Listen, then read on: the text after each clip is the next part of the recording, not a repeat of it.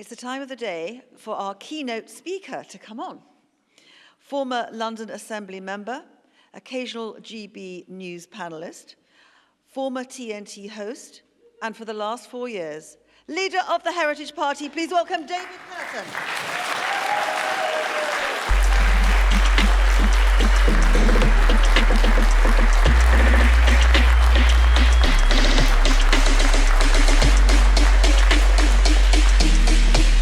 Thank you so much to our speakers so far. What a great day we're having here at the Heritage Party Conference.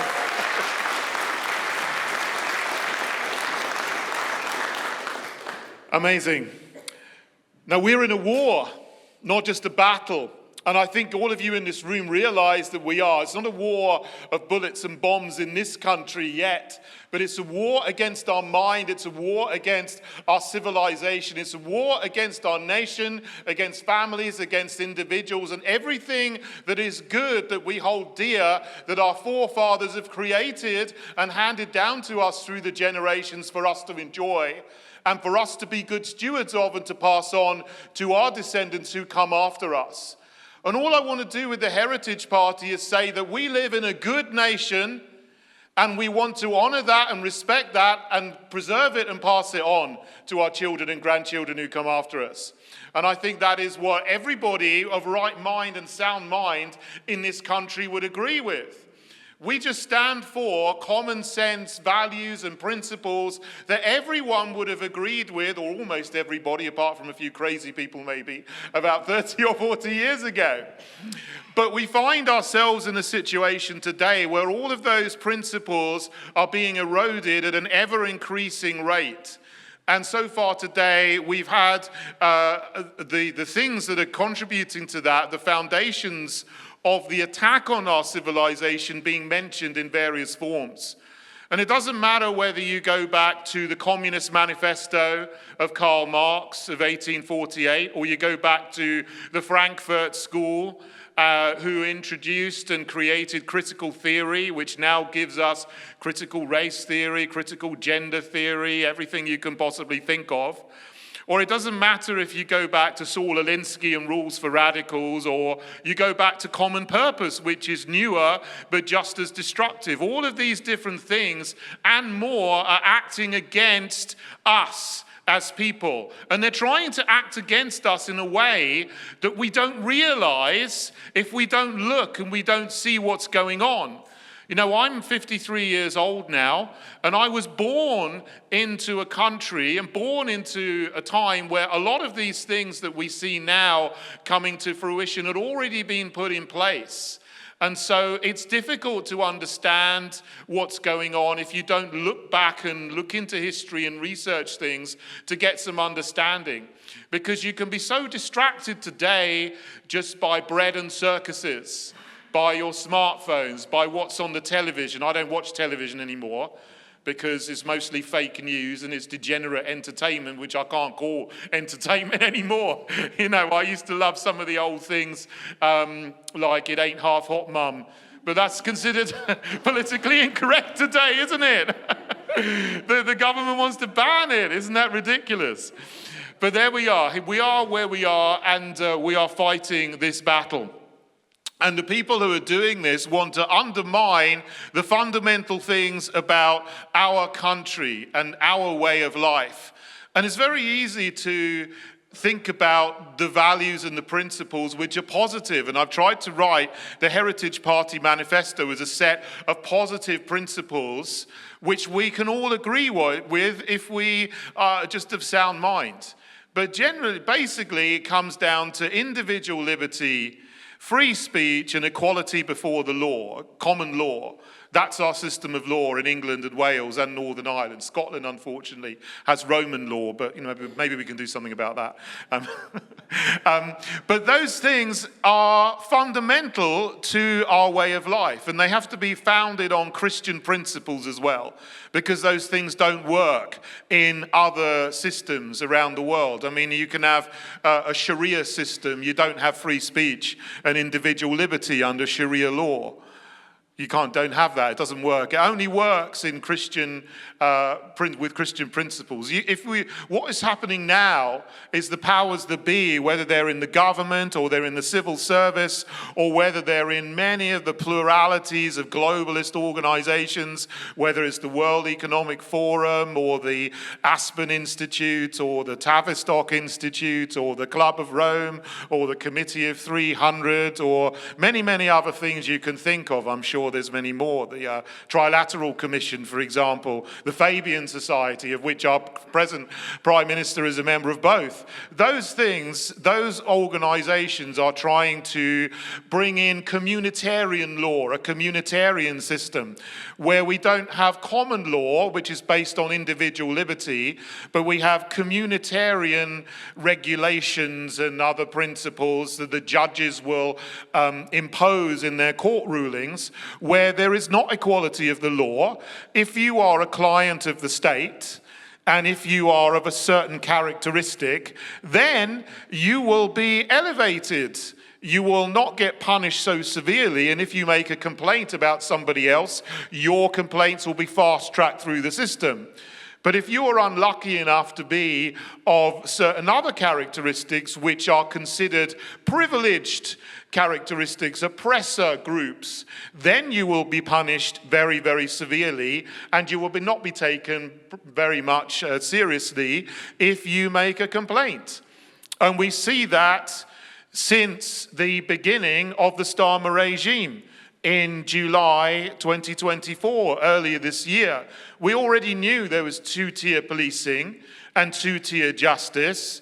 We saw that from 2020. I was shocked when I saw the Metropolitan Police going in columns of thugs, basically, marching into a crowd of peaceful protesters and trying to break them up, push them to the floor, smash them over the head, get to the stage, take down the equipment aggressively and violently for people who are just protesting about having our rights to freedom to assemble and freedom to speak whatever we like taken away from us.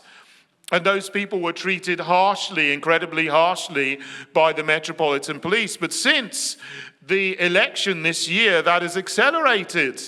And now we see people who have committed real crimes, aggressive crimes, assault, domestic abuse, even rape, have been released from prison early, while they've gone after people who've said things on social media which are offensive. And yes, some things that people said are offensive on social media, but they weren't inciting any violence. But now we have specific examples. I'm sure you can all think of some people who are locked in prison for 2 or 3 years just for a social media post. And this is wrong.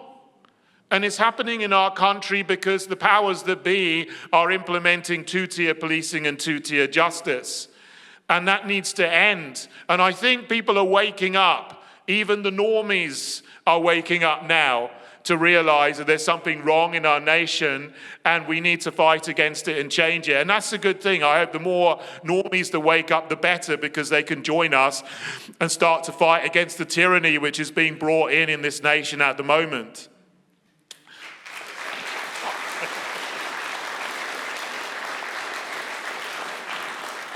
Thank you. Now, we've already been hammered by the Tories. It's happening again. It's happening to a greater extent and more intensively under the Labour government. But it seems like we're fighting 20 different battles at the same time. I feel like that. And it has been since the time I got involved in politics actively about 10 years ago. When I got involved in politics then, it was only to fight to leave the European Union, and it was to fight against what then was called political correctness. That's how people spoke, and that was the language people used. That's now morphed into wokery, which is more terrifying, but underneath those philosophies, those policies, those regulations, is the ideology of cultural Marxism, and we need to fight against it for all we're worth. Now, what we see is we don't just have those two things, however.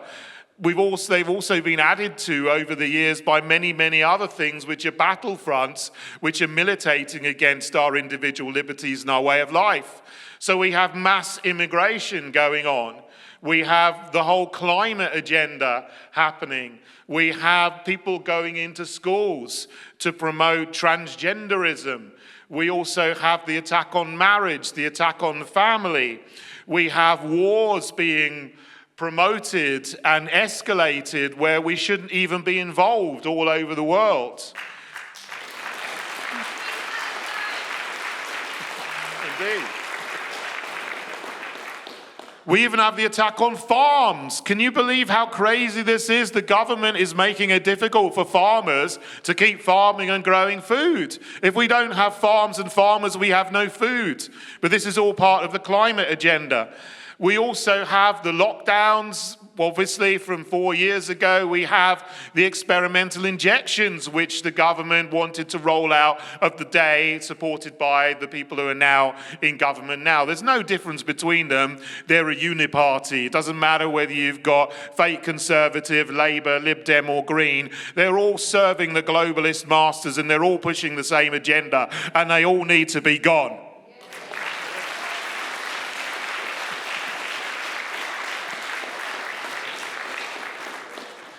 On top of that, we've got incredible national debt, so that we have inflation and people have got a cost of living crisis. A lot of people are really suffering financially because prices have gone up, but wages haven't gone up. People are finding themselves out of work or having to work in jobs which don't pay as much money as they did compared to the prices of food and the prices of things that they need to live. And on top of that, this present government, astoundingly, is hurting its own base and its own voters by taking away the winter fuel payments for 10 million pensioners.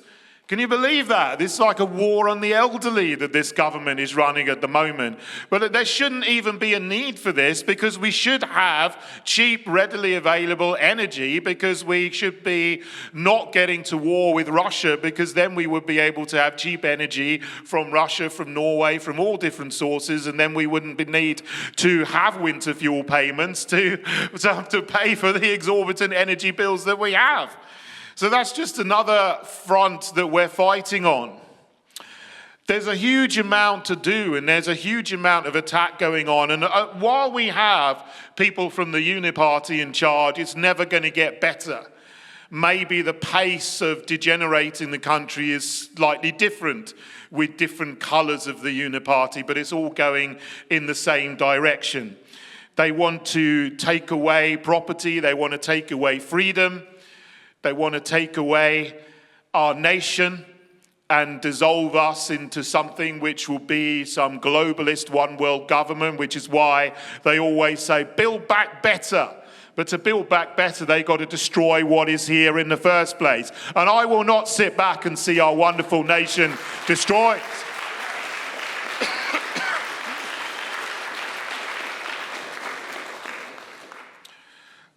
I don't think, however, it would take too much if we had some sensible people in the parliament or in the councils around the country to turn things around. All the government really needs to do generally is nothing.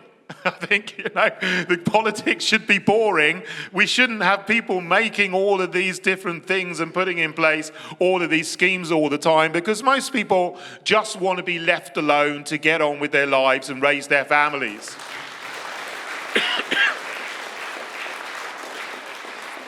And that's what things used to be like, maybe 100, 200 years ago, but it's not anymore.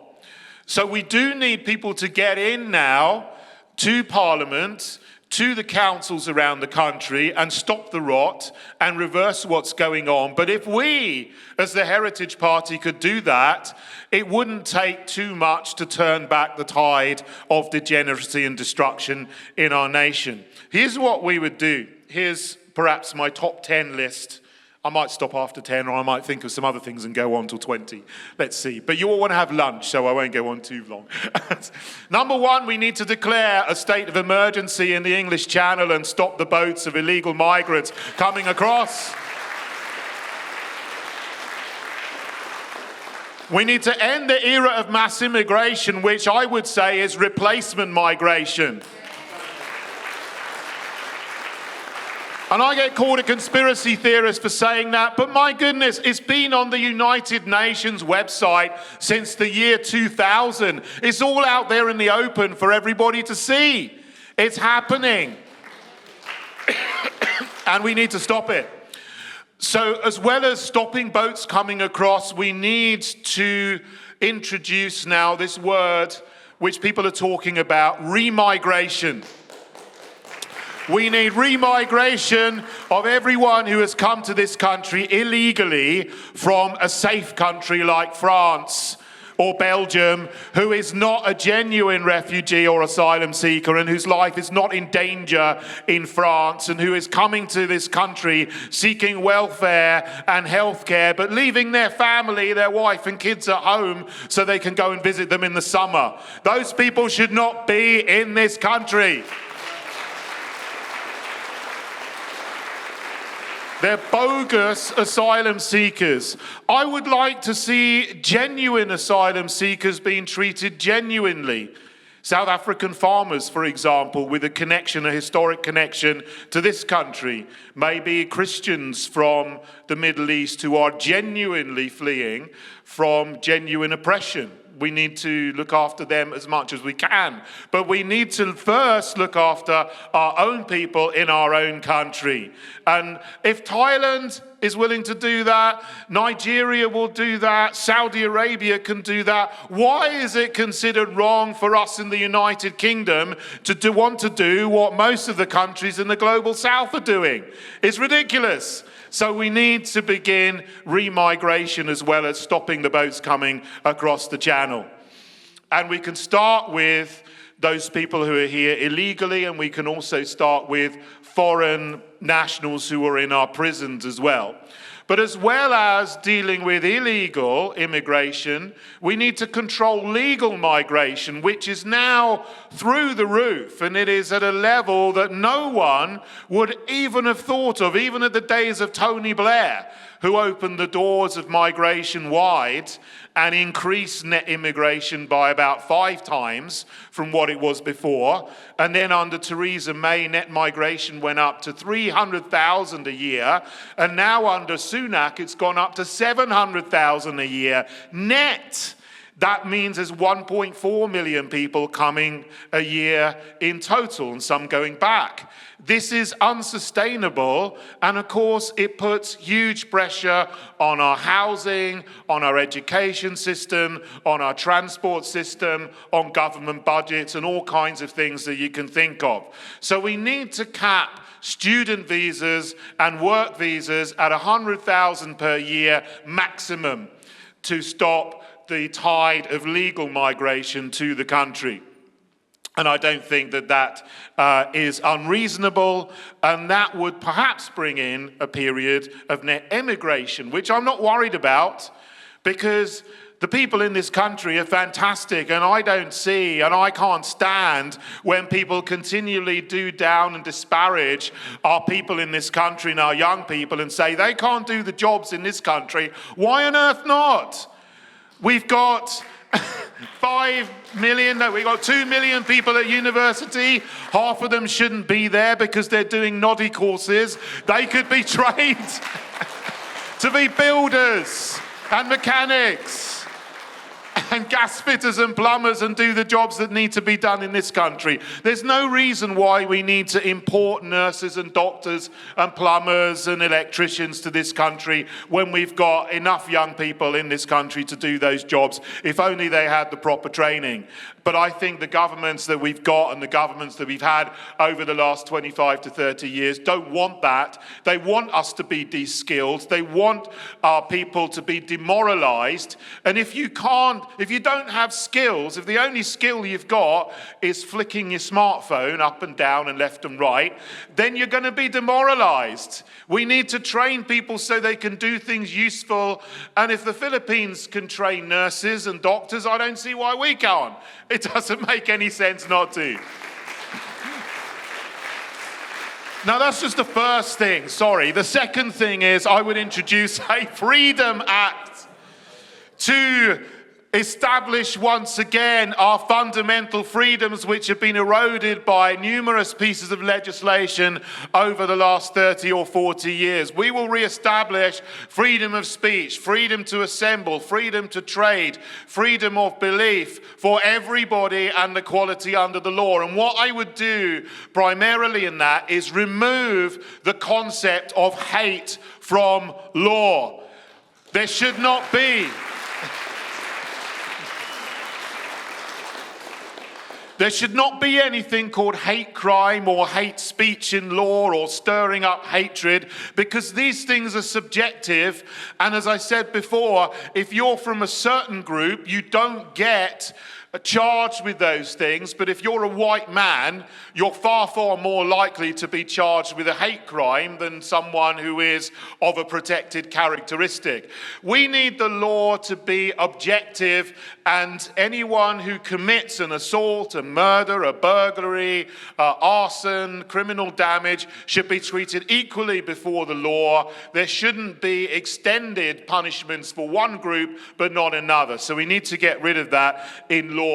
And we need to get rid of all the legislation that militates against free speech, whether it's the Public Order Act, Section 5, I think, from 1986, whether it's the Communications Act, Section 127, whether it is the Online Safety Bill, or say Online Safety Act now, which puts internet providers under the spotlight and under the thumb for censoring people from having free speech online. Everyone should have freedom to say what they want as long as they are not inciting violence or inciting crime.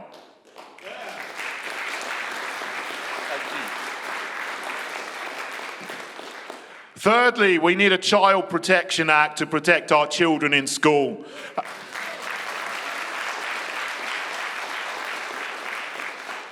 It is utterly disgusting and depraved, some of the materials which are going into schools, teaching children about touching themselves at the age of 4 or 5, you know what I mean, and worse, promoting transgenderism, promoting homosexuality to primary school children.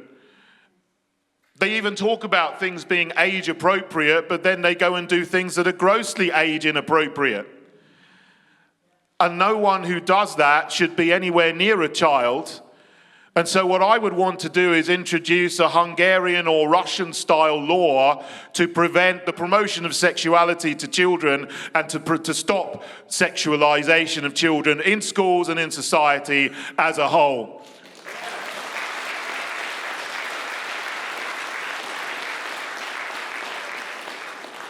We need to remove this subject, relationships and sex education, or a comprehensive sexuality education, completely from the curriculum, and let the schools go back to teaching the subjects like maths and music and languages, and not teaching them about things which are very, very harmful to young children's minds.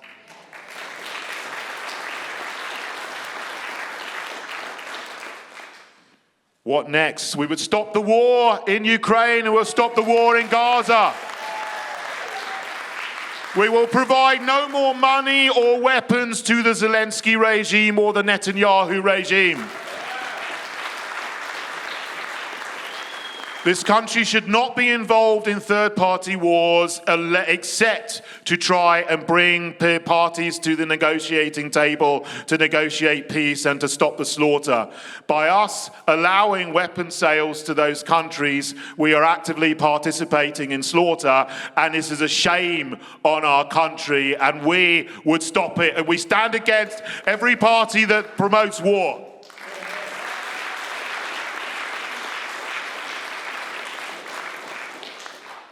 Next, a vaccine act to make vaccine manufacturers liable for vaccine injuries and deaths.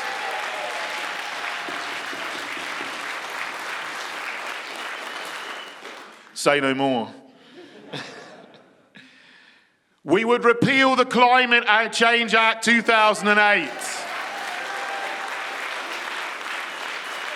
and all the absolute nonsense that goes along with it, which includes the attacks on farms, the low traffic neighborhoods, the U-led zones. They're trying to bring in pay-per-mile road pricing. They want to ban petrol and diesel cars from the year 2030. All of this nonsense is an attack on freedom. It's an attack on food. It's an attack on you and me and our nation, and it needs to stop.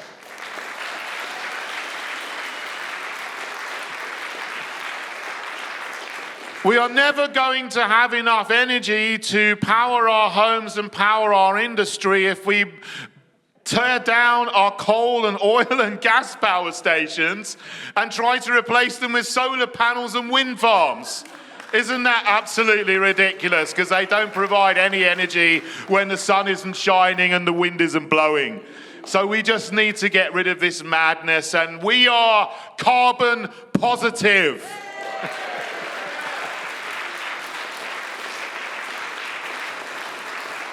We're positive about oil, coal, gas, petrol, and diesel. And we'll allow everybody the choice and allow the free markets to decide whether petrol or diesel or hybrid or electric cars succeed without any restrictions on their purchase or without any subsidies for one or the other. And I suspect if we do that, petrol will win. Okay, we are a socially conservative party, and I make no apologies for that whatsoever. I ask all our candidates three things to support from our manifesto. Do you believe, or would you support the position that there are two sexes and not 59 genders or whatever there is these days? 79. Do you accept marriage as a man and a woman? We believe marriage is a man and a woman. It's not two men or two women or three women and a dog or two men and a horse and a cabinet, as some countries want to bring in. Seriously, you can have polyamorous marriages in Colombia. You can have 3 or 4 people married together. It's ridiculous. I don't understand that, to be honest. I think one person's enough. There you go. Do you also believe, and I ask people if they support our position and our policy on abortion, because we are a pro-life party. And we are the only UK-wide pro-life party in this country that I know of. I know there are some regional parties in Northern Ireland that are pro-life, and that's great. But we need a UK-wide pro-life party, and that is us. And that is because unborn children are human beings, and they have the right to life, and they should not be killed. And I have people come to me often and say, David, we like everything, but why don't you give that up? Because some people won't join you because of this. And I say, well, if you won't support us on everything else you like because you want the country to carry on killing 250,000 children a year, which is what we do, then you're going to get the government you deserve. So we will always be a pro-life party, and we will always stand up for the right to life of unborn children. And that will never change. Now, I could go on, but I won't. I'll maybe just say one more thing. And that is that we need to be financially responsible, because the Labour Party at the moment talks about a £22 billion black hole. Well, you know what? We have not a £22 billion black hole. We have a £2,500 billion black hole, a £2.5 trillion black hole, which is our national debt. And that is increasing by £120 billion every year, because that's how much more the government spends than it gets in taxation. Now, I don't want high taxes, I want lower taxes, but I also need and I want lower spending so that we can have lower taxation and so that we can start dealing with this huge black hole that we've got. Because if we don't deal with it and we don't start now, it's just going to get bigger and bigger and bigger, and everybody's going to fall into it and we're all going to get eaten up. So we need to be financially responsible. And there's so much that we waste our money on as a country that could easily be scrapped so that we get rid of the budget deficit, and then we can start to pay down our national debt, and then we can start to reduce taxation as well. Because if we're not borrowing more money, then the pressure of inflation eases, and then people earn more, they feel more prosperous, and then they can start spending more. It's a positive, virtuous circle. Well, as I've said before, we're against war, but how much does that cost? $3 billion a year promised to the Zelensky regime. Scrap that, and we'll have that for our nation. $5 billion a year on migrant hotels for illegal migrants. Scrap that. Migrants who come to this country illegally should not be rewarded. They shouldn't even be here. And we can scrap that, and we can scrap the foreign aid budget, which in total is another £12 billion, which we have for this country. Let's get rid of all the diversity, inclusion and equality officers who are just a massive waste of time and money. And while we're at it, we can scrap the Equalities Act, which puts in place this two-tier system that we don't need, because we already have a common law where everyone's equal before the law anyway. We don't need the Equality Act 2010 brought in by Tony Blair, Harriet Harman, or Harriet Harperson, as she's often known, and then ratified by Theresa May. We don't need it. Let's get rid of all the climate subsidies, which are a massive waste of money into the black hole of solar barons and wind barons. And the 12 billion that they've pledged to send abroad, I mean, this is absolutely crazy. They're saving £1.5 billion from targeting pensioners, but they're giving 8 times that away to foreign wind barons. It's insane. And it is disdain for the people of this country. It needs to stop. And let's defund all the NGOs and all the quangos, which are just an utter waste of money, that are paid by the government to lobby the government in a vicious circle, where they then are used to put in more draconian regulations and increase totalitarianism in this country. Let's get rid of all of that. And all of the silly white elephant projects that are being done by councils and counties and metro mayors all around the country, and then we'll save a huge amount of money at local level as well. Now, that's just a few of the things that I would do, and the Heritage Party would do, and you would do as well. Now, we are now established as a top 10 party in the UK.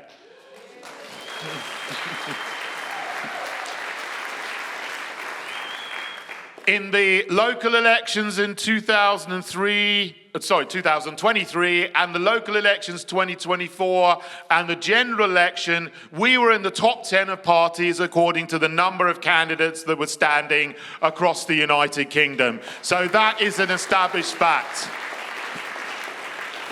And I'm so proud of everybody who stood as a candidate for us in any of those elections and by-elections, because we're making a mark and we're making an impression. And if we weren't, then we wouldn't have people trying to close us down and cancel us. And I had to take those 2 silly boys out earlier who were going to try and make a scene and make a film of it as well. So, you know, we are being attacked all over the place. But I rejoice because we are making an impact, and we are scaring the establishment who don't want us to exist.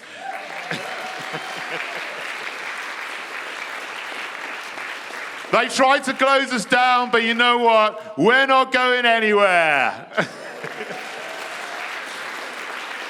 We're going to continue to fight for freedom, for family, for nation, and we will restore our nation. Thank you, everybody.